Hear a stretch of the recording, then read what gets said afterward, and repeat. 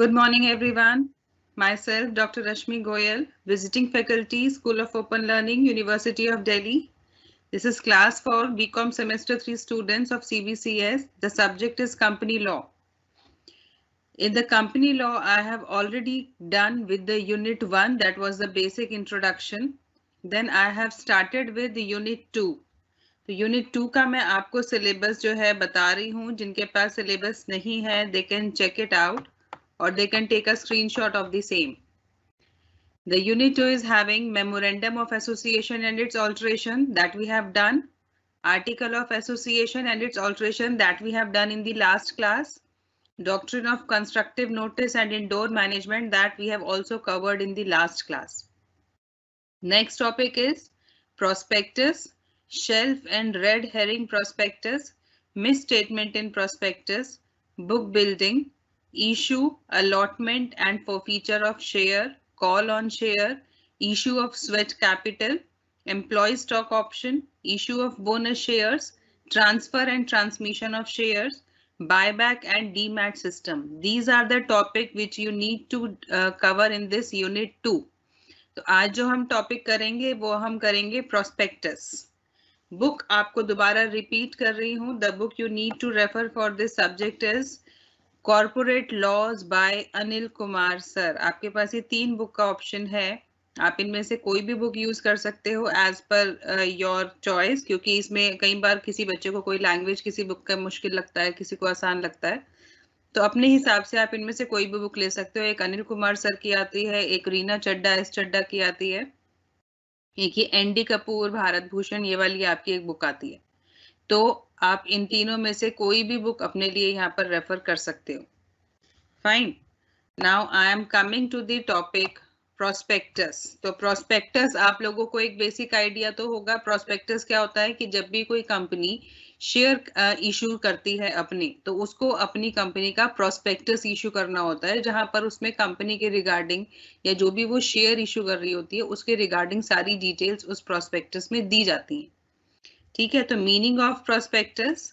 Prospectus is a document inviting general public to subscribe to the share capital of a public company. तो ये basically एक तरीका होता है ऑफर करने का कि कंपनी ने अपनी शेयर कैपिटल निकाली हुई है और जनरल पब्लिक, क्योंकि ये एक जनरल पब्लिक को ऑफर किया जाता है, तो this can only be issued by public company. Private company usually prospectus issue नहीं करती, क्योंकि वो जनरल पब्लिक से ऑफर सब्सक्रिप्शन के लिए इन्वाइट नहीं करती है, क्योंकि वहां पर मेंबर्स की लिमिट है कि there can be maximum of 200 members. अगर वो जनरल पब्लिक के लिए उसको निकाल देंगे तो there can be more than that. काफी ज्यादा लोग उसके लिए अप्लाई कर सकते हैं. तो ये जनरली जो प्रैक्टिस फॉलो की जाती है ये पब्लिक कंपनी के द्वारा फॉलो की जाती है. It is a document inviting general public to subscribe to a share capital of a public company. तो इसका जो पर्पस होता है, ये डॉक्यूमेंट होता है जो इनवाइट करता है जनरल पब्लिक को कि कंपनी ने अपनी शेयर कैपिटल जो है वो निकाली हुई है, और जो भी लोग उसमें इंटरेस्टेड हैं वो उसके लिए सब्सक्राइब करें, अपनी एप्लीकेशन भेजें, उसके बाद वो लोग उसको अलॉट करते हैं शेयर्स.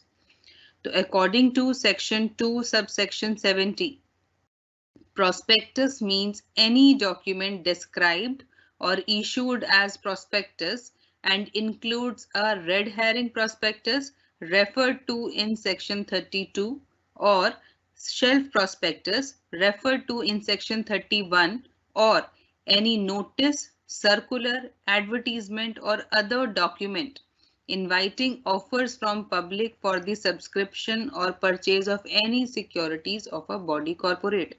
तो सेक्शन 2 सबसेक्शन 70 में क्या बताया है? प्रोस्पेक्टस क्या हो सकता है? कोई भी डॉक्यूमेंट जो एज अ प्रोस्पेक्टस इशू किया गया हो.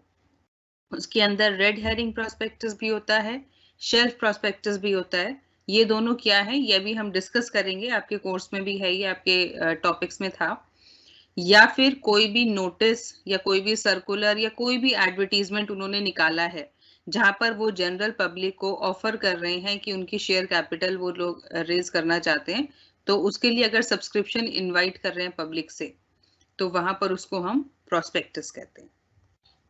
ठीक है, I hope the meaning of prospectus is clear कि जब भी कोई कंपनी शेयर कैपिटल अपनी निकालती है, उसको रेज करनी होती है share capital generally normal public से, तब वो प्रोस्पेक्टस इशू करती है। उसमें बेसिकली क्या इंफॉर्मेशन दी जाती है कि कंपनी ने कितना शेयर्स निकाले हैं, शेयर प्राइस कितना है, और बाकी कंपनी की डिटेल्स की कंपनी इस टाइम कैसा परफॉर्म कर रही है, एक बेसिक अंडरस्टैंडिंग कंपनी की जो है उसमें वो सारी डिटेल्स दी जाती हैं। ठीक है, तो जो भी उसमें इंटरेस्टेड होता है तो through prospectus they can subscribe the capital. Now next is shelf prospectus, जो अभी हमने ऊपर पढ़ा था अंडर सेक्शन 31। तो शेल्फ प्रोस्पेक्टस क्या होता है? A public company is required to issue a prospectus for raising finance from the public। तो ये हमने पढ़ा कि अगर किसी भी कंपनी को, किसी भी पब्लिक कंपनी को अपना फाइनेंस रेज करना होता है, शेयर कैपिटल रेज करनी होती है पब्लिक से, तो उसको प्रोस्पेक्टस इशू करना जरूरी होता है। Every time a fresh issue of security is made, issuing a fresh prospectus is costly and time consuming process। तो जब भी कंपनी फ्रेश इशू करती है सिक्योरिटीज का, तो हर बार एक नया प्रोस्पेक्टस निकालना एक कॉस्टली टास्क है और काफी टाइम कंज्यूमिंग है। कॉस्टली क्योंकि उतना सारा उनको, सपोज उन्होंने 1 लाख शेयर निकाले हैं, तो अकॉर्डिंगली वो प्रोस्पेक्टस भी प्रिंट कराएंगे। और टाइम कंज्यूमिंग क्यों है? क्योंकि उसमें जितनी भी इंफॉर्मेशन है वो उनको सारी अपडेट करनी पड़ेगी कि ऑन दैट डेट, जिस डेट पर वो लोग ये सिक्योरिटीज इशू कर रहे हैं, एट दैट प्रेजेंट टाइम उसकी क्या कॉस्ट है, मतलब उसमें क्या क्या चेंजेस हुए हैं ड्यूरिंग दैट टाइम पीरियड, पिछले वाले इशू से और अब तक के इशू में जो भी चेंज आया है वो सारा चेंज उनको अपडेट करना पड़ेगा। तो that's why it is costly and time consuming. ठीक है, तो इसमें क्या बताया है कि जब भी कंपनी को इशू करने हैं शेयर्स, तो उसको हर बार प्रोस्पेक्टस इशू करना होता है, और हर बार एक नया प्रोस्पेक्टस इशू करना एक काफी कॉस्टली और टाइम कंज्यूमिंग टास्क है। So in order to minimize such burden, the concept of shelf prospectus is introduced, which will be valid for a period of 1 year. तो इस सब बर्डन को कम करने के लिए कि काफी कॉस्टली है या काफी टाइम कंज्यूमिंग है, तो इन सब प्रॉब्लम को कम करने के लिए वहां पर शेल्फ प्रोस्पेक्टस का कंसेप्ट लाया गया। ये जो शेल्फ प्रोस्पेक्टस कंपनी इशू करती है वो 1 साल तक वैलिड रहता है। ठीक है, मतलब उसकी डिटेल्स जो भी होंगी वो 1 साल तक मानी जाएंगी कि दे आर वैलिड, उसमें कोई भी चेंज उनको करना रिक्वायर्ड नहीं है। तो shelf prospectus means a prospectus in respect of which the securities or class of securities included therein are issued for subscription in one or more issues over a certain period without the issue of a further prospectus। तो जैसे मैंने ऊपर बताया कि ये जो shelf prospectus है इसकी वैलिडिटी 1 साल है, 1 साल तक ये शेल्फ प्रोस्पेक्टस वैलिड रहता है। तो इसका मतलब अगर कंपनी ने 1 साल के अंदर उसको दोबारा से अपने शेयर कैपिटल रेज करनी, उसको फाइनेंस रेज करना है पब्लिक से, तो उस केस में कंपनी क्या करती है, वो नॉर्मल प्रोस्पेक्टस इशू नहीं करती, वो शेल्फ प्रोस्पेक्टस इशू कर देती है। ठीक है, और उसमें क्या होता है, उनको फिर दोबारा से प्रोस्पेक्टस इशू करने की जरूरत नहीं होती, क्योंकि शेल्फ प्रोस्पेक्टस की जो वैलिडिटी है वो 1 साल है। तो अगर 1 साल के अंदर कंपनी को दोबारा से फंड रेज करने हैं, तो उस केस में वो नॉर्मल प्रोस्पेक्टस इशू नहीं करती, शेल्फ प्रोस्पेक्टस इशू करती है। Any class or classes of companies, as the SEBI may provide by regulation in this behalf, may file a shelf prospectus with the ROC, Registrar of Companies, at the stage of the first offer of securities included therein। तो जब भी company जो है कोई भी shares issue करती है, ठीक है, तो वो क्या करती है, ये जो शेल्फ प्रोस्पेक्टस है, फर्स्ट टाइम जब भी वो अपने शेयर इशू करेगी तो वो शेल्फ प्रोस्पेक्टस निकालेगी, और उसकी जो, उसको कहाँ पर भेजेगी, वो रजिस्ट्रार ऑफ कंपनी के पास उसको रजिस्टर कराती है। उसके पास फाइल होता है कि कंपनी ने ये शेल्फ प्रोस्पेक्टस इशू किया है, और उसको रजिस्ट्रार ऑफ कंपनीज के पास उनको भेजना होता है। तो वहां पर वो जाकर उनके पास सेव हो जाता है, और वो 1 साल तक की उसकी वैलिडिटी वहां पर दे देते हैं। The shelf prospectus will be valid for 1 year from the date of opening of the first offer of securities under the prospectus। तो वैलिडिटी जो हम कह रहे हैं 1 साल की वैलिडिटी रहेगी, तो वो किस डेट से रहेगी, जब उनका फर्स्ट ऑफर आया होगा मार्केट में।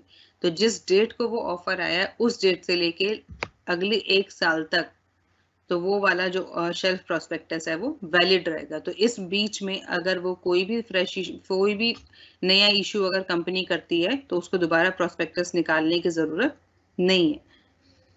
At the time of subsequent offer of securities within the validity period of shelf prospectus, the company has to file an information memorandum containing all material facts relating to new charges created and changes in the financial position which have occurred between two offer of securities after the previous offer. तो इसका मतलब ये हमने पढ़ लिया कि अगर company 1 साल के अंदर दोबारा शेयर्स को इशू करेगी तो उसको शेल्फ प्रोस्पेक्टस वो निकाल देगी, तो दोबारा प्रोस्पेक्टस निकालने की जरूरत नहीं है। बट उस केस में क्या करेगी, जब भी दोबारा कंपनी नया इशू करेगी उस केस में उसको इंफॉर्मेशन मेमोरेंडम निकालना है, उसको प्रोस्पेक्टस नहीं निकालना, इंफॉर्मेशन मेमोरेंडम निकालेगी जिसमें कोई भी मटेरियल फैक्ट्स में कोई भी चेंजेस हैं तो वो वहां पर उसको इंटीमेट करती है कि लाइक अगर जैसे कंपनी का बहुत ज्यादा कुछ प्रॉफिट हुआ है ड्यूरिंग द पीरियड, कि जैसे क्वार्टरली उनकी असेसमेंट होती है, तो अगर उसमें क्वार्टर में कंपनी को बहुत ज्यादा प्रॉफिट हो रहा है, कंपनी काफी अच्छा रन कर रही है, तो वो वहां पर एक मटेरियल फैक्ट है, क्योंकि जितना ज्यादा किसी कंपनी को प्रॉफिट होता है तो शेयर होल्डर्स पे ज्यादा अट्रैक्ट होते हैं कि ये कंपनी ज्यादा प्रॉफिट अर्न कर रही है तो रिटर्न भी हमें ज्यादा मिलेगा। तो ऐसी जो भी नई उन्होंने या फिर उन्होंने शेयर प्राइस है, सपोज कि पहला उन्होंने जो इशू निकाला था वो 10 रुपए पर शेयर का निकाला था, अब उन्होंने शेयर प्राइस बढ़ा के 50 रुपए कर दिया है। तो अगर इस तरीके की कोई भी चेंजेस हैं तो वो इस इंफॉर्मेशन मेमोरेंडम में निकाल के उसको देते हैं।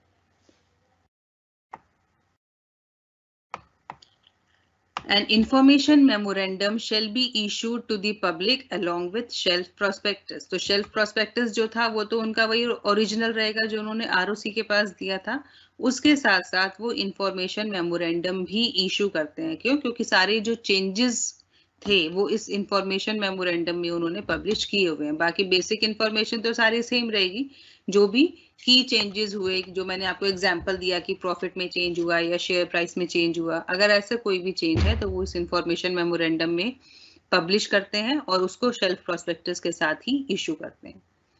An update information memorandum is to be filed every time an offer of securities is made, and such memorandum together with shelf prospectus shall constitute the prospectus. तो हर बार जब भी सिक्योरिटीज को इशू किया जाएगा तो वो जो इंफॉर्मेशन मेमोरेंडम है वो भी फाइल किया जाता है।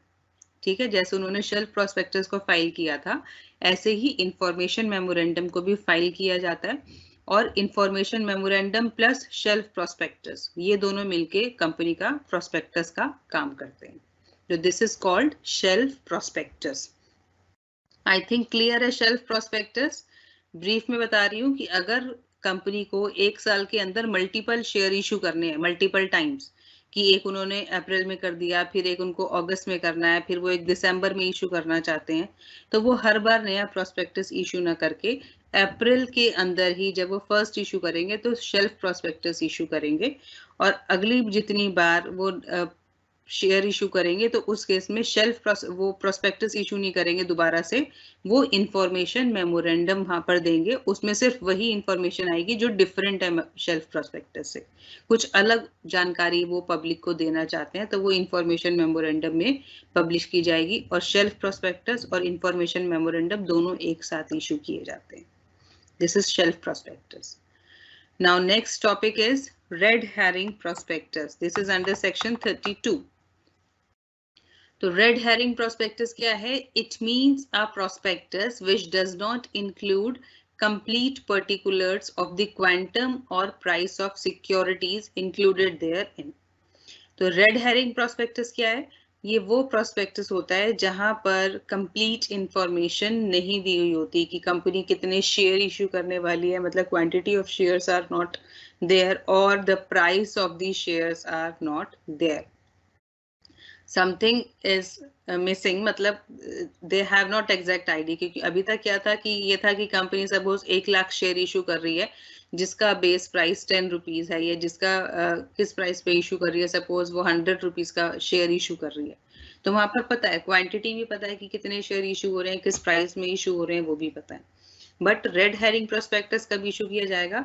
जब या तो हमें क्वांटिटी पता ना हो कि हम कितनी इशू करेंगे, या फिर हमें अभी हम प्राइस हम फिक्स करके नहीं चल रहे हैं कि हमें कितने प्राइस का शेयर अलॉट करना है। जैसे आपने ज्यादातर देखा होगा आईपीओस जो आते हैं, अगर किसी को जानकारी है तो उसमें वो एक फिक्स्ड प्राइस नहीं देते, उसमें वो एक रेंज दे देते हैं कि सपोज हमारा जो प्राइस है वो बिड बेसिकली लगाने के लिए कहते हैं कि कौन कितने में खरीदना चाहता है, कि हम अपना जो शेयर है वो 45 से 50 रुपीज तक के रेंज में अपना शेयर हम निकालेंगे। तो वहां पर लोग जो है बेसिकली, अभी हम पढ़ेंगे इसके बारे में डिटेल में बुक बिल्डिंग वाला, तो उसमें क्या करते हैं लोग, प्राइस उसमें अपनी बिड लगा के देते हैं कि मैं इस कंपनी का शेयर सपोज 46 रुपीज में खरीदना चाहता हूँ इतने शेयर, कोई कहेगा मैं 48 रुपीज में खरीदना चाहता हूँ। तो वो जो प्राइस लोग एस्टिमेट अपना भेजते हैं कि कितने रुपीज में वो इस कंपनी का शेयर खरीदना चाहते हैं, कितने शेयर खरीदना चाहते हैं, उस बेसिस पर शेयर प्राइस उस कंपनी का डिसाइड होता है। तो उस केस में क्या था, प्राइस वहां पर एग्जैक्ट प्राइस मिसिंग था। तो यहाँ पर जब एग्जैक्ट प्राइस मिसिंग है तो उस केस में रेड हेरिंग प्रोस्पेक्टस इशू किया जाता है। आई hope this is clear. Still किसी को डाउट है तो क्यूए टैब में लिखते रहिए please. A company proposing to make an offer of securities may issue a red herring prospectus prior to the issue of a prospectus. तो अगर कोई कंपनी सिक्योरिटीज अपनी ऑफर करने जा रही है तो वो अपना नॉर्मल प्रोस्पेक्टस इशू करने से पहले रेड हेरिंग प्रोस्पेक्टस इशू करती है। ठीक है, a company proposing to issue a red herring prospectus shall file it with the registrar at least 3 days prior to the opening of subscription list and the offer. तो अगर कोई भी company red herring prospectus issue करती है तो वो prospectus उसको registrar के पास फाइल कराना पड़ता है। दैट विल कि जो भी सब्सक्रिप्शन डेट होगी, कि सपोज वो फर्स्ट को अगर अपना सब्सक्रिप्शन लेके आ रही है तो उस फर्स्ट से 3 दिन पहले, कि सपोज 28 को, 28 तक उसको वो वाला रेड हेरिंग प्रोस्पेक्टस रजिस्ट्रार के पास फाइल कराना होगा, तभी वो वैलिड माना जाएगा, नहीं तो वो वैलिड नहीं माना जाएगा। ठीक है, क्योंकि उसका नॉर्मल प्रोस्पेक्टस तो नहीं आ रहा। जो भी प्रोस्पेक्टस इशू कर रही है वो रजिस्ट्रार के पास उसको फाइल कराना पड़ेगा कि वो जनरल पब्लिक को क्या चीज इशू करने वाली है, जिसके बेसिस पर पब्लिक उन शेयर्स को सब्सक्राइब करेगी। A red herring prospectus shall carry the same obligations as are applicable to a prospectus, and any variation between the red herring prospectus and a prospectus shall be highlighted as variations in the prospectus. तो red herring prospectus क्या है, इसमें same obligations होती हैं। अगर एक company normal prospectus issue कर रही है तो उस प्रोस्पेक्टस के साथ जो भी ऑब्लिगेशन होती है, ऑब्लिगेशन क्या है बेसिकली पढ़ेंगे हम आगे, कि प्रोस्पेक्टस में जो भी इंफॉर्मेशन दी जाएगी दैट शुड बी ट्रू, कि कोई भी मटेरियल फैक्ट है तो अप टू देयर नॉलेज वो उसमें सारी करेक्ट इंफॉर्मेशन होनी चाहिए। तो अगर उसमें कोई मिस स्टेटमेंट होती है, कुछ उन्होंने कोई इंफॉर्मेशन हाइड की है या कुछ लिखना भूल गए हैं, तो वो कंपनी की एक रिस्पॉन्सिबिलिटी बन जाती है, और उससे अगर किसी को नुकसान होता है then they will be liable for it. ठीक है, तो इसमें भी यही कह रहे हैं कि अगर कंपनी नॉर्मल प्रोस्पेक्टस इशू ना करके रेड हेरिंग प्रोस्पेक्टस इशू कर रही है तो उसमें भी सेम ऑब्लिगेशंस उसकी रहेंगी जो प्रोस्पेक्टस के साथ होती हैं। और जब उनका सब कुछ फाइनल हो जाएगा, जो हम कह रहे हैं क्वांटिटी डिसाइड हो जाएगी, जो उनकी जो प्राइस है वो फिक्स हो जाएगा, उसके बाद कंपनी नॉर्मल प्रोस्पेक्टस भी निकालती है। और जो भी उसमें चेंजेस होते हैं, कि जैसे सपोज रेड हेरिंग में प्राइस गिवन नहीं था, अब आपका प्राइस फिक्स हो गया, तो जो प्रोस्पेक्टस में प्राइस अब कंपनी लिख के देगी कि उसके शेयर किस प्राइस के हैं, तो वो हाईलाइट उनको करने पड़ेंगे। सारे चेंजेस जो रेड हेरिंग में नहीं थे अब प्रोस्पेक्टस में उन्होंने डाले हैं, वो सारे चेंजेस उनको प्रोस्पेक्टस में हाईलाइट करके देने पड़ेंगे, ताकि जो जनरल पब्लिक है वो ये आइडेंटिफाई कर पाए कि अब क्या नए चेंजेस कंपनी में हुए हैं। जो रेड हेरिंग प्रोस्पेक्टस उन्होंने पढ़ा था उससे और अब तक जो नया प्रोस्पेक्टस इशू हुआ उसमें क्या चेंजेस आए हैं, that should be highlighted. Upon the closing of the offer of securities under this section, the prospectus stating therein the total capital raised, whether by way of debt or share capital, and the closing price of securities and any other details are not included in the red herring prospectus shall be filed with the registrar and SEBI. तो ये वही वाली चीज कह रहा है कि जब सब्सक्रिप्शन क्लोज हो जाएगा, जब सब कुछ फाइनल हो जाएगा, तो वहां पर जो प्रोस्पेक्टस कंपनी इशू करेगी उसमें बताएगी कि उन्होंने टोटल कितनी कैपिटल रेज की है, कितनी कैपिटल उन्होंने मार्केट से ली है। वो डेट भी हो सकता है कि सपोज जैसे वो डिबेंचर्स या किसी भी तरीके से वो ले सकते हैं, या फिर जो भी शेयर कैपिटल के थ्रू उन्होंने जो भी पैसा लिया है, और उनका फाइनल क्लोजिंग प्राइस शेयर का क्या है, वो सारी डिटेल्स, या उसके अलावा जो भी जो रेड हेरिंग में नहीं थी वो सारी डिटेल्स उनको रजिस्ट्रार और सेबी के पास भी फाइल करानी पड़ेंगी। मतलब उनको भी इन्फॉर्म करना पड़ेगा इस चीज के बारे में कि इन चीजों में क्या चेंजेस आए हैं। तो एक तो अपने प्रोस्पेक्टस वो नया निकालेंगे, और उस प्रोस्पेक्टस की जो मेन डिटेल्स, जो चेंज्ड डिटेल्स हैं, वो सेबी और जो आरओसी है दोनों के पास देनी पड़ेगी। I think red herring prospectus will be clear. दोबारा ब्रीफ में बता रही हूँ, रेड हेरिंग प्रोस्पेक्टस क्या है कि जब कंपनी की या तो क्वांटिटी फिक्स नहीं होती कि उसको कितने शेयर इशू करने हैं, या फिर उनका प्राइस फिक्स नहीं होता कि किस प्राइस पे वो लोग शेयर इशू करेंगे। वहां पर वो एक रेंज दे देते हैं कि इस रेंज के बीच में हमारा कंपनी का शेयर प्राइस रहेगा। तो उस केस में वहां पर रेड हेरिंग प्रोस्पेक्टस इशू किया जाता है, नॉर्मल प्रोस्पेक्टस इशू नहीं किया जाता। और एक बार जब शेयर सारे सब्सक्राइब हो जाते हैं, उनको अलॉट हो जाते हैं, तो वहां पे प्राइस फिक्स हो जाता है कि उन्होंने किस प्राइस के शेयर पब्लिक को अलॉट किए हैं। Then they need to issue the prospectus. उसके बाद फिर प्रोस्पेक्टस इशू किया जाता है, जहां पर मेंशन किया जाता है टोटल कितनी शेयर कैपिटल आई और किस प्राइस के शेयर थे। ये काम सारा रेड हेरिंग प्रोस्पेक्टस में होता है। Now next is miss statement in prospectus. तो मिस स्टेटमेंट इन प्रोस्पेक्टस की अगर प्रोस्पेक्टस में कोई भी गलत जानकारी दी हुई है तो उस केस में क्या होता है? A prospectus must make all statements with scrupulous accuracy and not state facts which are not strictly correct. तो प्रोस्पेक्टस में जो भी स्टेटमेंट्स दी गई हैं उसका एक्यूरेसी लेवल 100% होना चाहिए, और उसके साथ साथ उसमें ऐसी कोई भी चीज नहीं देनी चाहिए जो उनके हिसाब से सही ना हो। ठीक है। According to section 34, a statement included in a prospectus shall be deemed to be untrue if the statement is misleading in the form and context in which it is included, or where any inclusion or omission of any matter is likely to mislead. तो section 34 क्या कहता है? अगर prospectus में कोई भी statement है वो अनट्रू मानी जाएगी, सच नहीं मानी जाएगी। किस केस में?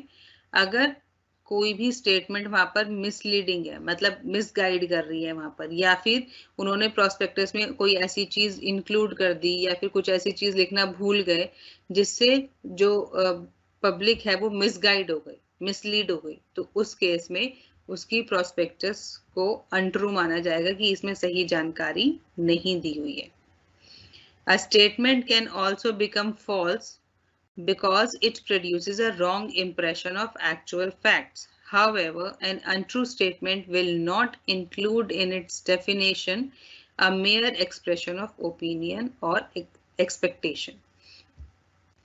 तो कोई भी स्टेटमेंट कब फॉल्स हो जाएगी? जहां पर एक्चुअल फैक्ट्स को रॉन्गली रिप्रेजेंट किया हुआ है, वहां पर उनका रॉन्ग इंप्रेशन आ रहा है, तो वो वहां पर झूठ माना जाएगा।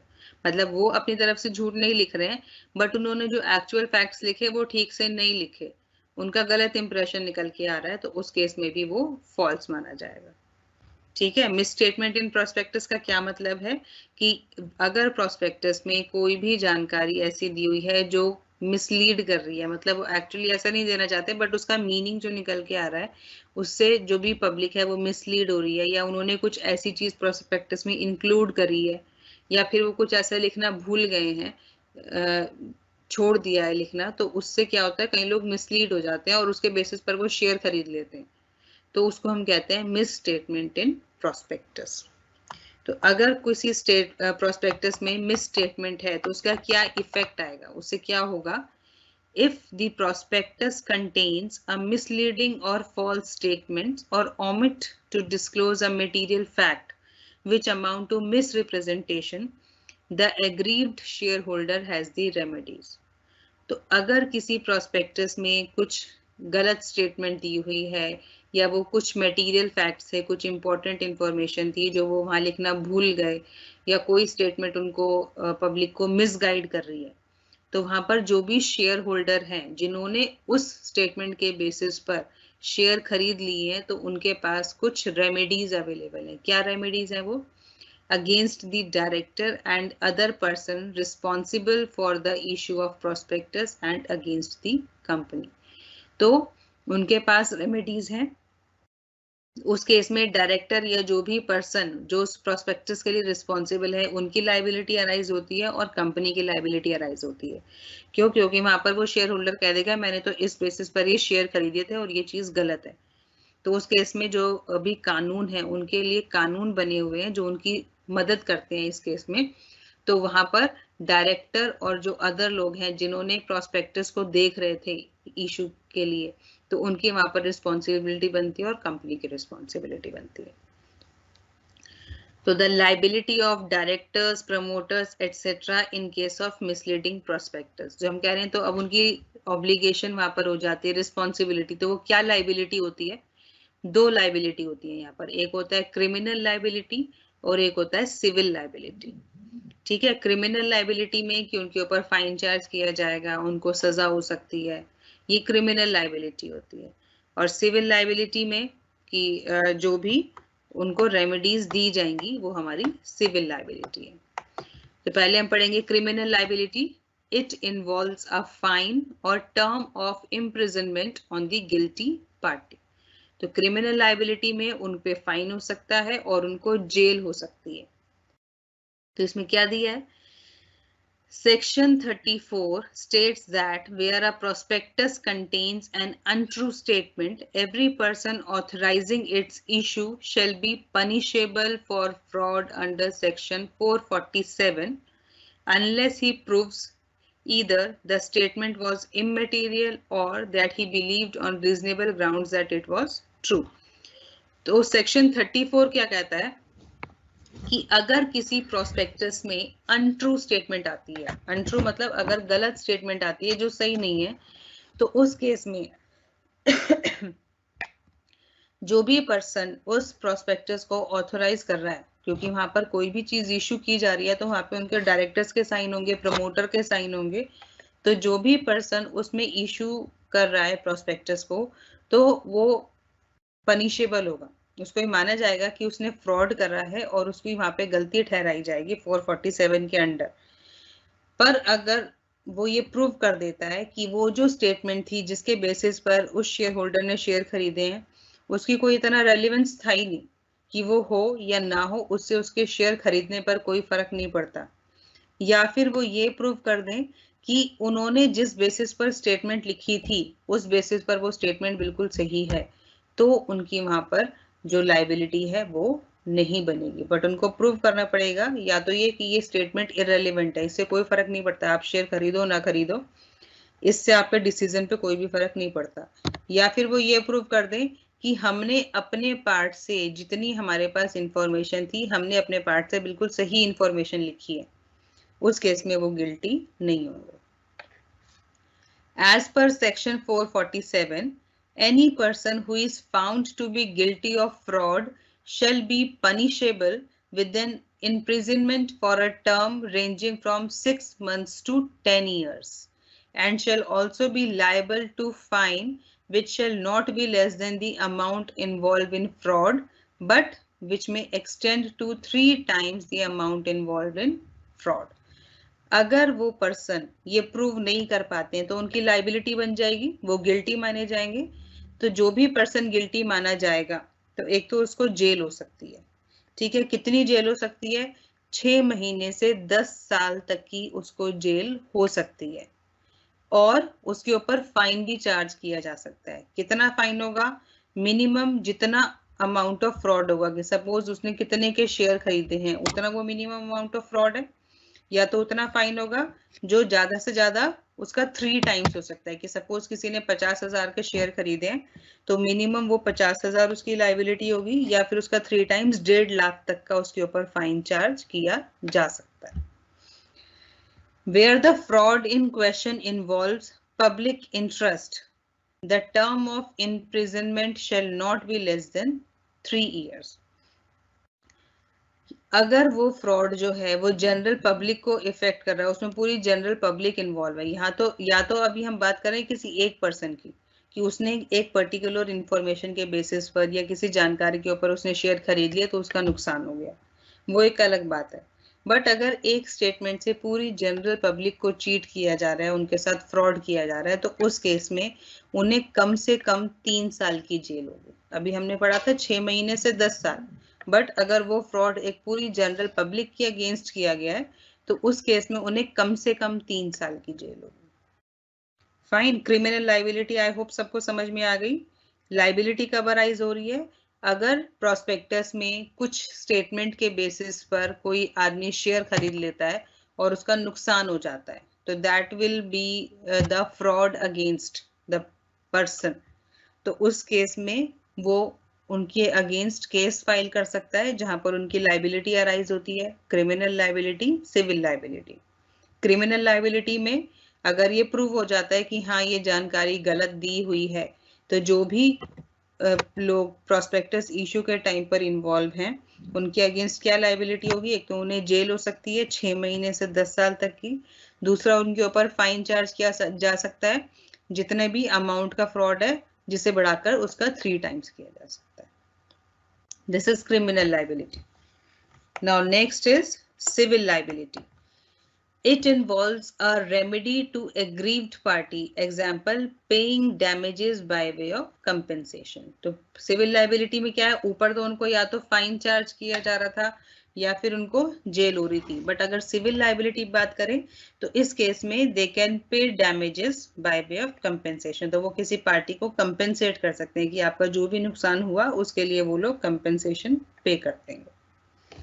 Where a person has subscribed for securities of a company acting on any statement included or the inclusion or omission of any matter in the prospectus which is misleading and has sustained any loss or damage as a consequence thereof, the company and every person who is a director of the company at the time of issue of prospectus has authorized himself to be named and is named in the prospectus as a director of the company or has agreed to be such director either immediately or after an interval of time. तो यहाँ पर क्या है, इसी को point को इन्होंने explain यहाँ पर किया हुआ है कि अगर किसी पर्सन ने शेयर सब्सक्राइब किए हैं on the basis of the facts और statement given in the prospectus, जो वहां पर मिसलीडिंग थी कि वो कुछ लिखना भूल गए थे, कि जैसे सपोज कोई कंपनी गुड्स बेच रही है तो वो पेरिशेबल गुड्स है, तो आपने देखा होगा जो भी हम मार्केट से प्रोडक्ट्स खरीद के लाते हैं तो उनके रिगार्डिंग कुछ प्रिकॉशंस, कुछ वार्निंग्स, कुछ लिखा हुआ होता है प्रोडक्ट्स के ऊपर, या और कुछ नहीं तो एक्सपायरी डेट एंड ऑल वहां पर कुछ मेंशन होता है। तो वो तो हम एक जनरल बात कर रहे हैं प्रोडक्ट की, तो अगर उसमें से हम कई बार मिसलीड हो जाते हैं कि कुछ पेरिशेबल गुड्स हैं या जिनको टेक केयर ज्यादा करना है, अगर वहां पे नहीं लिखा तो we are unaware about it, तो हम डैमेज के लिए उसको हम स्यू कर सकते हैं। तो यहाँ पर इसी तरह अगर शेयर में भी किसी को कोई नुकसान हो गया है उसके बेसिस पर, तो जो भी पर्सन उसमें इन्वॉल्व है, एक तो डायरेक्टर, कौन सा डायरेक्टर? जो प्रोस्पेक्टस इशू करने के टाइम पर वहां पर था, या फिर वो डायरेक्टर जिसका नाम एज अ डायरेक्टर प्रोस्पेक्टस में छपा हुआ है, या फिर प्रमोटर कंपनी का वो पर्सन जो प्रोस्पेक्टस इशू करने के लिए ऑथोराइज था, या फिर कोई भी एक्सपर्ट है जो इस पर्टिकुलर सेक्शन में दिया हुआ है। shall without prejudice to any punishment to which any person may be liable to pay compensation to every person who has sustained such loss or damage. तो ये लोग जो हैं, उन लोगों को जिनका नुकसान हो गया है, जिनको कोई डैमेज हो गया है, तो उनको ये कंपेंसेशन पे करेंगे, उस हर एक आदमी को कंपेंसेशन पे करेंगे जिसका भी लॉस वहां पर हुआ है। The person sued for damage can escape liability for damages by successfully pleading any of the following defenses.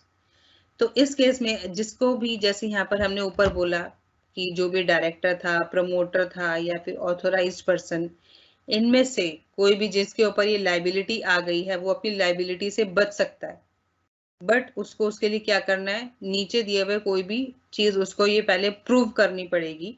अगर वो ये प्रूव कर देता है तो वो अपनी लाइबिलिटी से बच जाएगा, मतलब उसको कोई भी कंपेंसेशन पे नहीं करना पड़ेगा। तो वो कौन कौन से केसेस है जब उसको कंपेंसेशन पे नहीं करना है? He made the statement on the authority of an expert whom he believed to be competent and that expert had given his consent and had not withdrawn it. तो अगर वो ये प्रूव कर देते हैं कि इन्होंने जो भी स्टेटमेंट दी है प्रोस्पेक्टस के अंदर वो किसी एक्सपर्ट की ओपिनियन के बेसिस पे दी है, कि जो भी एक एफिशिएंट कॉम्पिटेंट एक्सपर्ट था उसने ये स्टेटमेंट उनको दी थी और उस स्टेटमेंट उसने वापस नहीं ली, जब तक हमारा प्रोस्पेक्टस इशू हुआ वो स्टेटमेंट इसने वापस नहीं ली, तो उनके हिसाब से वो स्टेटमेंट बिल्कुल सही थी। तो अगर उन्होंने किसी एक्सपर्ट के बेसिस पर वो स्टेटमेंट दी है तो वो वहां पर बच सकते हैं। या फिर he had reasonable grounds for believing the statement to be true and that he did believe it to be true up to the time of allotment. अगर वो ये साबित कर देते हैं कि उन्होंने जो भी स्टेटमेंट दी है उनके पास प्रूफ्स थे कि वो स्टेटमेंट बिल्कुल सही है, उनके पास उस टाइम जो भी सिचुएशन थी उस सिनेरियो में वो स्टेटमेंट बिल्कुल सही थी और जब तक शेयर अलॉट हुए उसमें ऐसा कोई भी मतलब प्रॉब्लम नहीं निकल के आई थी, तो उस केस में भी उनकी कोई लाइबिलिटी अराइज नहीं होगी। The statement was a correct copy of some extract from an official document and that he had in fact believed it to be true. वो जो स्टेटमेंट है किसी ऑफिशियल डॉक्यूमेंट से वो स्टेटमेंट ली गई है। ऑफिशियल कौन सा होता है कि सरकारी कोई कागज है या कोई भी और कागज है जो मेन रहता है उनका, तो उसके बेसिस पर वहां पर जो भी उन्होंने स्टेटमेंट दी वो ट्रू मानी जाएगी। That having consented to become a director, he withdrew his consent to become a director before the issue of prospectus and the prospectus was issued without his authority or consent. जो भी director है वो अगर ये साबित कर देता है कि जब प्रोस्पेक्टस इशू हो रहा था तो इशू होने से पहले उसने अपनी कंसेंट वापस ले ली थी, मतलब उसने कहा था अब इसमें आप जो इशू कर रहे हैं मुझे उसके बारे में कुछ नहीं पता, मैं अपना जो कंसेंट है वो मैं वापस ले रहा हूं, तो उस केस में उसकी कोई लाइबिलिटी अराइज नहीं होगी। The prospectus was issued without his knowledge or consent and that on knowing the fact he forthwith gave a reasonable notice that it was issued without his knowledge or consent. अगर वो ये साबित कर देता है कि ये जो प्रोस्पेक्टस इशू किया गया है वो उसकी जानकारी के बिना इशू किया गया, उसको नहीं पता कि इस प्रोस्पेक्टस में वो लोग क्या जानकारी दे रहे हैं, तो उसको ये पब्लिक नोटिस निकालना पड़ेगा। जैसे ही उसको पता चलता है कि प्रोस्पेक्टस में ये आ गया है कुछ ऐसा, तो उसको पब्लिक नोटिस निकालना पड़ेगा कि ये जानकारी मेरे नॉलेज के बाहर है, मुझे इसके बारे में कुछ नहीं पता, तब उसकी कोई भी लाइबिलिटी नहीं बनती है। तो अगर इन 5 में से कोई भी चीज वो प्रूव कर देता है तो वहां पर उनकी लाइबिलिटी खत्म हो जाती।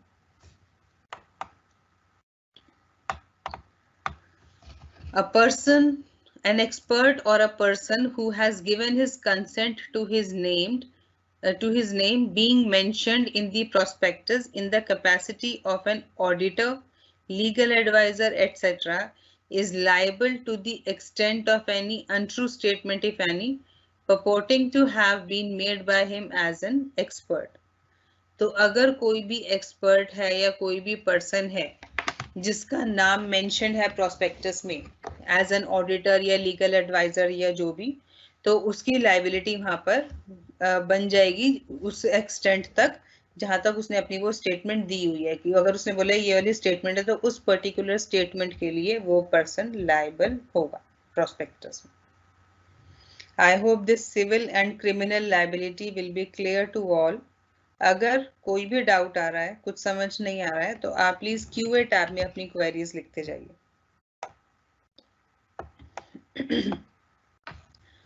Now the liability under general law. Person responsible for the issue of prospectus can also be held liable in an action of deceit under general law as provided by section 19 of Indian Contract Act.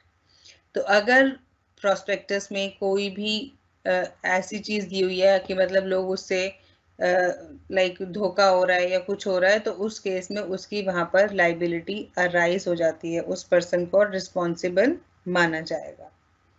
This remedy shall be available even where the remedy by way of recession as against the company is lost either through laches or negligence, or if the company goes into liquidation.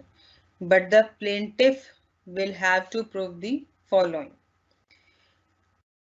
अगर company का recession का जो remedy है वो चली भी जाती है, रिसेशन मतलब कि he do not want to continue the contract, वो उस कॉन्ट्रैक्ट को नहीं करना चाहता, तो अगर उसका ये वाला राइट चला भी जाता है कि वो उसको पता नहीं होता कि हम लोग ये कर सकते हैं कि हम लोग कॉन्ट्रैक्टली मना कर सकते हैं, या कंपनी लिक्विडेशन में चली जाती है, क्योंकि जनरली क्या होता है अगर कंपनी वाइंड अप हो जाती है तो कोई भी राइट वहां पर अवेलेबल नहीं रहता, जो भी पार्टी है वो कोई भी राइट उसके पास नहीं रहता, पर फिर भी उसके पास कुछ रेमेडीज अवेलेबल होंगी. क्या करना होगा उसको, क्या प्रूव करना होगा? There was fraudulent misstatement. Fraud क्या होता है? जो डेलिबरेटली किया जाता है. ठीक है, तो वो जो स्टेटमेंट वहां पर दी गई है वो फ्रॉडुलेंट मिसस्टेटमेंट है, जानबूझकर लोगों को नुकसान के लिए वो वहां पर दी गई है, लोगों के साथ धोखा करने के लिए वो स्टेटमेंट दी गई है. Representation related to some existing material fact. He had seen the prospectus and is the original allottee and he has been actually deceived. तो उसको ये प्रूव करना पड़ेगा कि उसके साथ सच में धोखा हुआ है और उसने प्रोस्पेक्टस देखा था, वो ओरिजिनल अलॉटी था कि जिसको पहले से अलॉट किया हुआ था, तो ये चीजें उसको प्रूव करनी पड़ेंगी. तो उस केस में उसको रेमेडीज, उसको वहां पे बचाव जो है वो दिया जाएगा उस धोखे से. तो ये जो ऊपर पड़ा था ये liability of the directors promoters उनकी थी. Now liability of the company, तो ये सब जो हुआ उसमें अब कंपनी की क्या लाइबिलिटी है? The share holder who has purchased shares on the basis of a misleading और false prospectus has to rights against the company. तो कंपनी के अगेंस्ट, क्योंकि कॉन्ट्रैक्ट तो कंपनी के नाम से हो रहा है, अगर कोई भी शेयर होल्डर शेयर खरीद रहा है तो कंपनी के नाम से उसका कॉन्ट्रैक्ट बनेगा, तो वहां पर कंपनी की क्या लाइबिलिटी होगी? एक तो उसके पास जो भी पर्सन है शेयर होल्डर, उसके पास राइट ऑफ रिसीशन होगा. राइट ऑफ रिसीशन मतलब कि वो जब चाहे उस कॉन्ट्रैक्ट को खत्म कर सकता है. दूसरा है right of action for damages, तो जो भी डैमेजेस है उसके लिए वो एक्शन वहां पर ले सकता है. तो right of rescission, a person who has purchased shares from the company on the basis of prospectus containing untrue and misleading statement of material facts is entitled under the general law to apply to the court for rescission of the contract. तो अगर किसी person ने miss statement के basis पर जो prospectus में दी हुई है शेयर्स खरीद लिए हैं, तो वो कोर्ट में जाके अप्लाई कर सकता है कि मुझे इस कॉन्ट्रैक्ट को कंटिन्यू नहीं करना है, मुझे ये शेयर्स नहीं चाहिए. Right of rescinding the contract for the purpose of share can be exercised only when the following condition are satisfied. तो वो उसको ये दो कंडीशन सेटिस्फाई करनी पड़ेंगी अगर वो ये कॉन्ट्रैक्ट को खत्म करना चाहता है. तो वो कौन सी कंडीशन है? The statement which induce the share holder to subscribe for the share must relate to a material fact. कि उस शेयर होल्डर ने जिस स्टेटमेंट की वो बात कर रहा है वो एक मटेरियल इंफॉर्मेशन होनी चाहिए, मतलब उसका एक्चुअली उसके कॉन्ट्रैक्ट पे असर होना चाहिए. ऐसा नहीं कि वहां कुछ भी लिखा है और आप उसको अपने कॉन्ट्रैक्ट के साथ जोड़ दो कि नहीं यहाँ पर ये स्टेटमेंट दी हुई है तो अब मुझे ये कॉन्ट्रैक्ट नहीं करना है, मुझे ये शेयर नहीं खरीदने. No, the information should be material, the important information which actually affects the decision of the shareholder. दूसरा, the statement which had induced the other party to subscribe for share must have been untrue or misleading both in form and context in which it has been included. तो जिस statement के बारे में वो बात कर रहा है वो एक्चुअली अनट्रू होनी चाहिए। मतलब ऐसा नहीं कि शेयर होल्डर को कोई गलत फहमी हो गई है कि नहीं ये गलत जानकारी है और उसके बेसिस पर मुझे बड़ा नुकसान हो जाएगा, तो ऐसा नहीं है। वो जिस भी बारे में बात कर रहा है वो एक्चुअली अनट्रू होनी चाहिए या मिसलीडिंग होनी चाहिए। Shareholder must have actually relied upon this statement while applying for share and must have been induced by it to purchase the share. Share holder ने उस स्टेटमेंट के ऊपर रिलाई किया होना चाहिए, उसके ऊपर भरोसा करके ही उसने शेयर खरीदे और उसने उसको एक्चुअली प्रॉम्प्ट किया, उसको काफी बढ़ावा दिया कि हाँ उस स्टेटमेंट के बेसिस पर उसने शेयर खरीद लिए। कि लाइक अगर कोई गलत प्रॉफिट छाप देता है कि कंपनी एक्चुअली तो लॉसेस में जा रही है बट वहां पर प्रोस्पेक्टस में लिख देती है कि कंपनी को तो इतना फायदा हो रहा है, तो कोई भी शेयर होल्डर इतना प्रॉफिट देख के शेयर खरीदेगा, तो that is misleading, this is untrue information. जिसने शेयर होल्डर को बढ़ावा दिया कि हाँ भाई हमारी कंपनी के शेयर खरीदो, इतना हमको प्रॉफिट हो रहा है, हम तुम्हें फिर हम तुम्हें डिविडेंड भी काफी सारा रिटर्न में देंगे।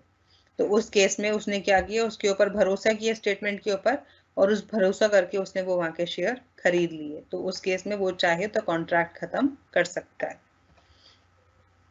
The false statement must be addressed to the plaintiff by someone who has the company's authority to do so.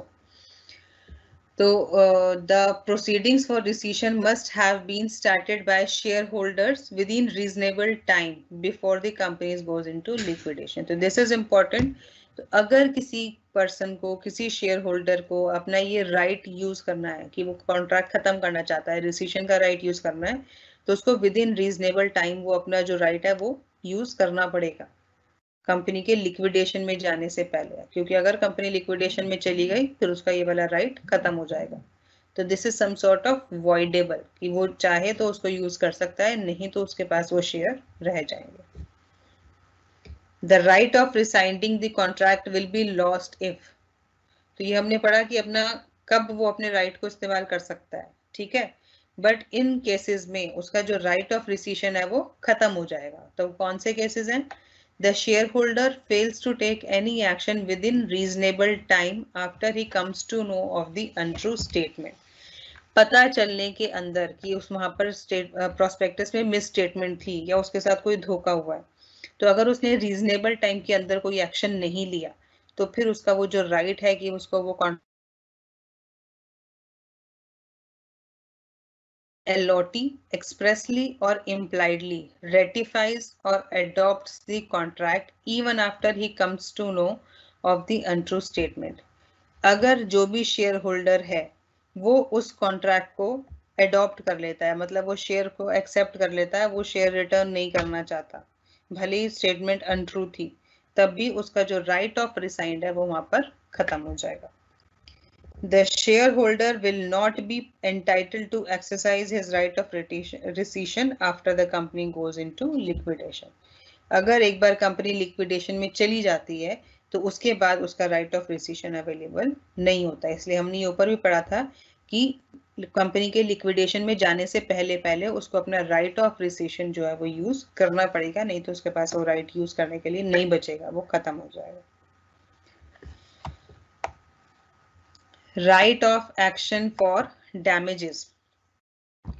In cases where misstatement amount to fraud, aggrieved investor also get a right of action for damages against the company. तो अगर misstatement के basis पर कुछ fraud हो रहा है तो जो भी शेयर होल्डर है जिसके साथ फ्रॉड हुआ तो वो कंपनी के अगेंस्ट डैमेजेस के लिए एक्शन ले सकता है कि कंपनी उसको डैमेजेस पे करेगी, जो भी उसका नुकसान हुआ है the company will pay for it. The right is available even after the company has goes into liquidation. तो ये वाला जो राइट है डैमेजेस क्लेम करने का, ये कंपनी भले ही लिक्विडेशन में चली जाए पर ये वाला राइट फिर भी अवेलेबल रहेगा। In order to claim damages from the company, the claimant shall have to prove that. तो कंपनी से डैमेजेस क्लेम करने के लिए तो जो भी शेयर होल्डर है जो वो डैमेजेस के लिए क्लेम कर रहा है उसको ये चीजें प्रूव करनी पड़ेंगी। कौन सी? The misrepresentation in the prospectus was made fraudulently, मतलब जो भी प्रोस्पेक्टस में मिस स्टेटमेंट दी हुई है, गलत स्टेटमेंट दी हुई है, वो फ्रॉड करने के पर्पज से दी गई है। It is related to a material fact and not a mere promise, forecast or expression of opinion or expectation.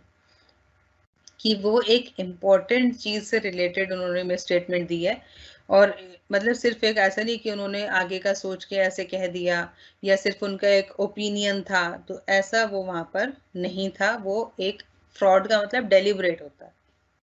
He was a class of person intended to act upon it and that, कि जिस person ने fraud किया उसके ऊपर वो fully reliable थे, मतलब उसको वो रिलाई कर सकते थे, उसके ऊपर भरोसा कर सकते थे, जिसके बेसिस पर उन्होंने ये किया। He had actually acted upon it and suffered damages. Allotee cannot, however, both retain the share and get damages against the company. तो ये क्या है कि allotee जो है वो ऐसा नहीं है कि वो शेयर भी रख लेगा और डैमेजेस भी क्लेम कर लेगा। वो एक चीज कर सकता है, या तो वो शेयर रख ले या फिर वो डैमेजेस क्लेम कर रहा है। डैमेजेस क्लेम कर रहा है तो फिर उसको शेयर कंपनी को वापस लौटाने पड़ेंगे। Now the last topic is book building. तो बुक बिल्डिंग बेसिकली क्या है, मैं आपको शॉर्ट में बताऊं तो ये आपने देखा है कि अलग अलग कंपनी के आईपीओ आते हैं। जैसे अभी पीछे आपने देखा होगा येस बैंक था, तो येस बैंक का भी आईपीओ आया था। तो उसमें वो लोग क्या करते हैं, वो लोग पब्लिक के लिए ऑफर निकालते हैं और उसमें जो प्राइस वो लोग ज्यादातर देते हैं उसमें बिडिंग होती है। जैसे मैंने आपको अभी बताया था रेड उसमें प्रोस्पेक्टस में, रेड हैरिंग प्रोस्पेक्टस, उसमें क्या था कि उसमें एक रेंज देते हैं कि किस रेंज में उनका शेयर निकल के आएगा और लोग उस रेंज में बिड करते हैं। तो ये हमारा बुक बिल्डिंग का सेम प्रोसेस होता है। बुक बिल्डिंग में वो लोग कोई एग्जैक्ट शेयर प्राइस नहीं निकालते हैं, वो वहां पर एक बेस प्राइस देते हैं और उसके बाद वहां पर एक बैंड देते हैं जिसके अंदर अंदर उनको वो शेयर प्राइस की वैल्यू बिडिंग होती है। तो कोई भी शेयर होल्डर जिस प्राइस पर उस रेंज के अंदर शेयर खरीदना चाहता है वो वहां पर अपनी बिडिंग कर देता है और वो रिकॉर्ड होती रहती है। और जब सारे उनके पास इनविटेशन आ जाते हैं, मतलब सारे उनके पास सब्सक्रिप्शन आ जाती हैं, फिर वो वहां पर प्राइस निकालना शुरू करते हैं कि किस प्राइस पर वो लोग उसको इशू करेंगे। इसको देखते हैं जल्दी से।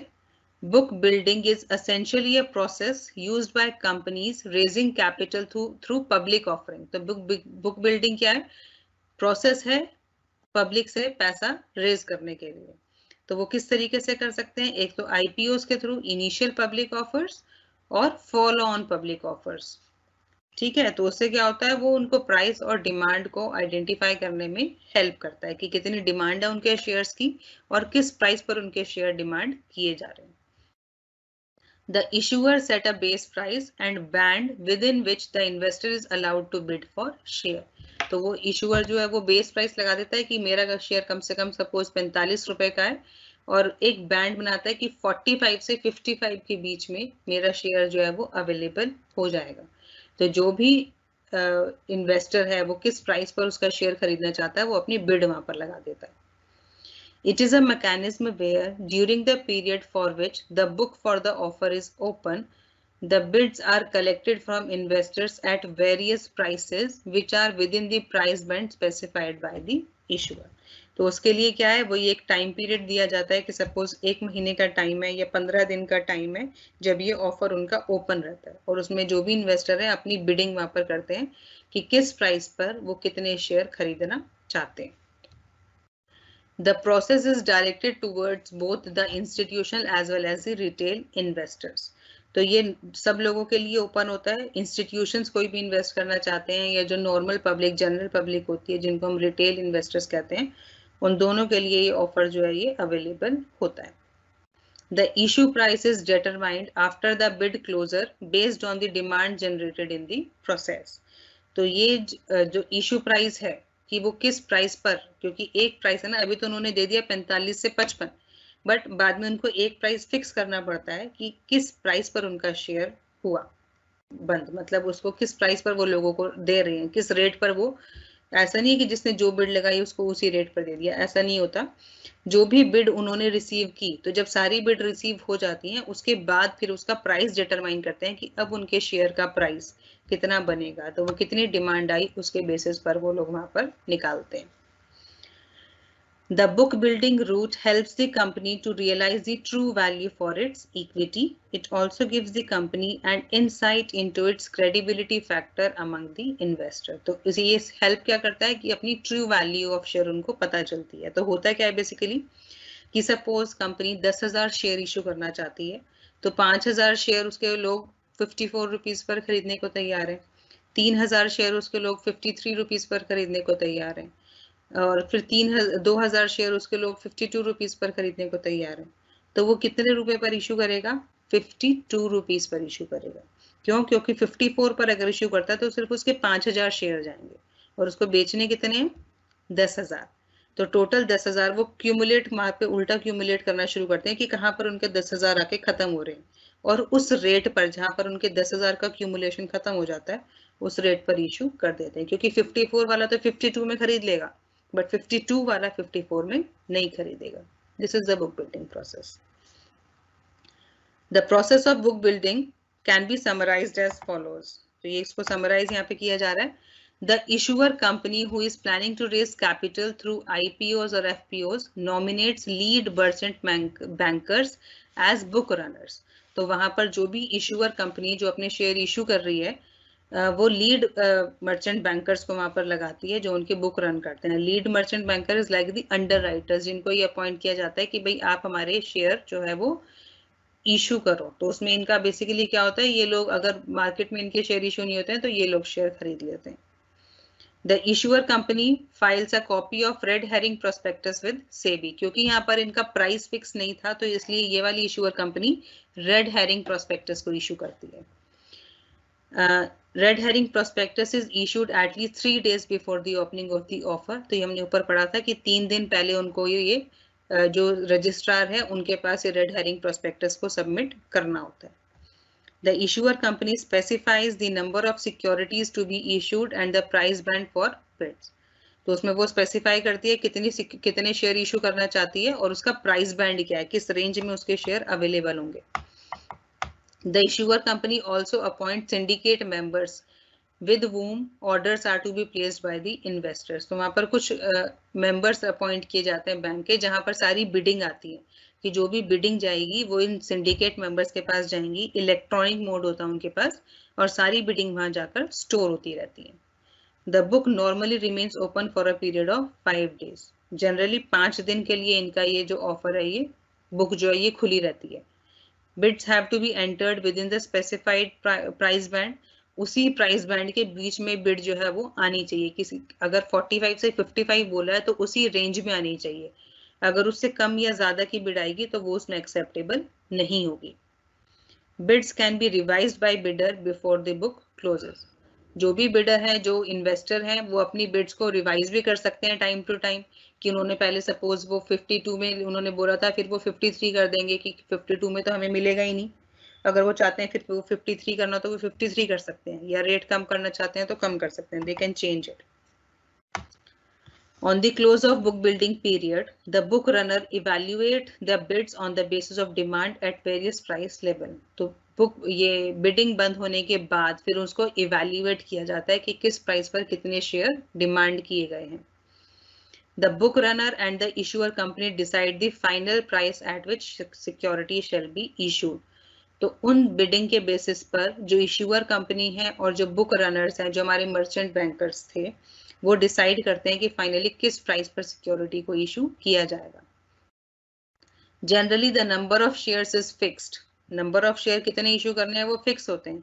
The issue size gets frozen based on the final price per share.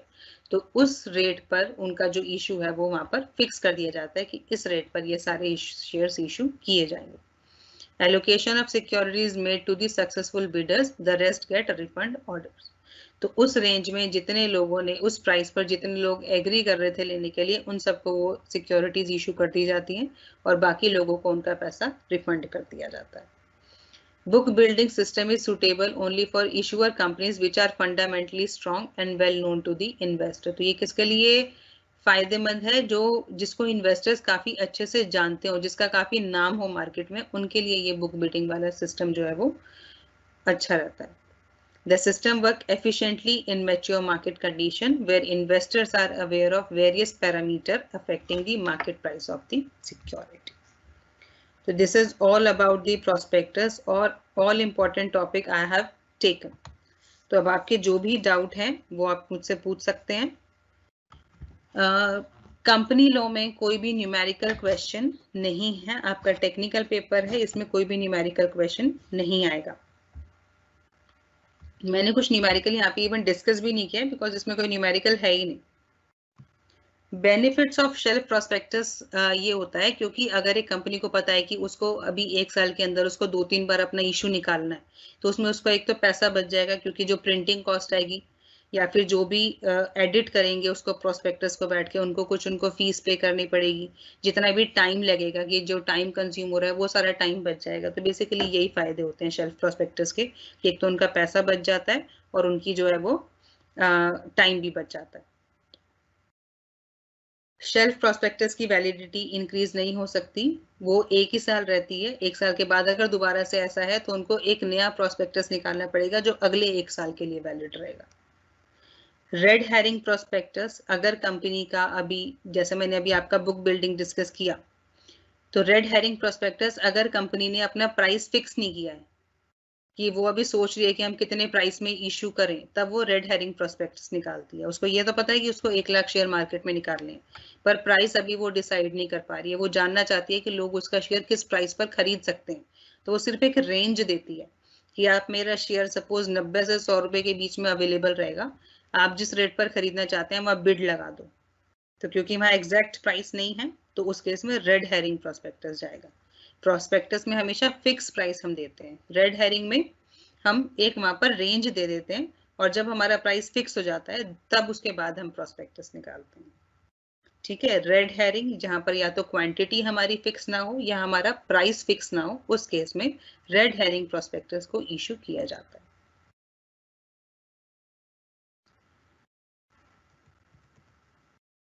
Security exchange board of India, SEBI, securities exchange board of India.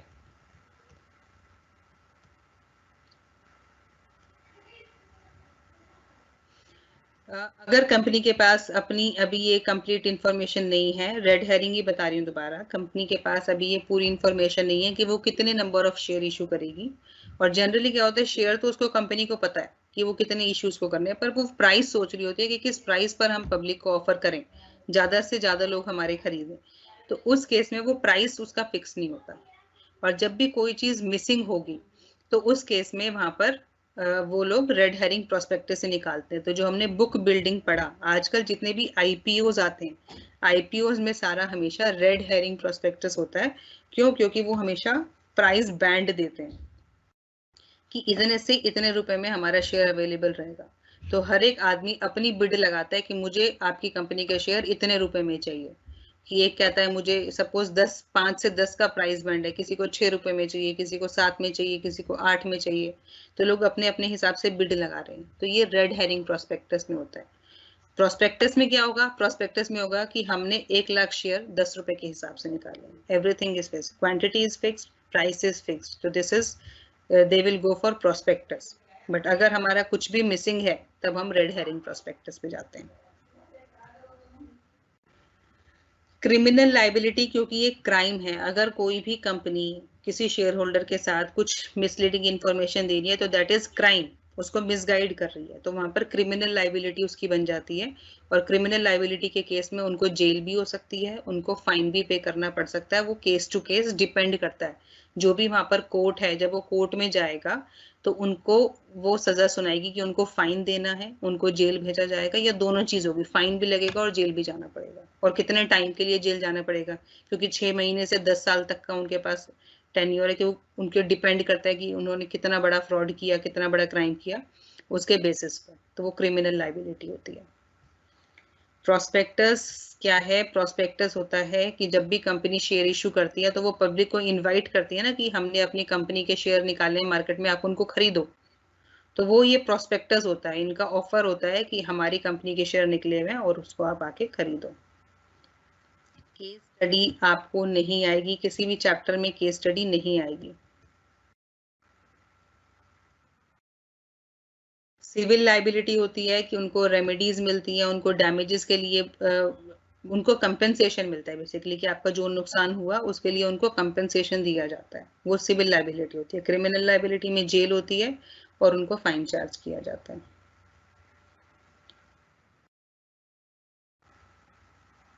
बिना प्रोस्पेक्टस के कोई भी कंपनी अपने शेयर इशू नहीं कर सकती। प्रोस्पेक्टस में भले ही वो एक छोटा सा नोटिस निकाल दें जिसमें सारी इंफॉर्मेशन हो, that will be considered as prospectus, but वो देना जरूरी है।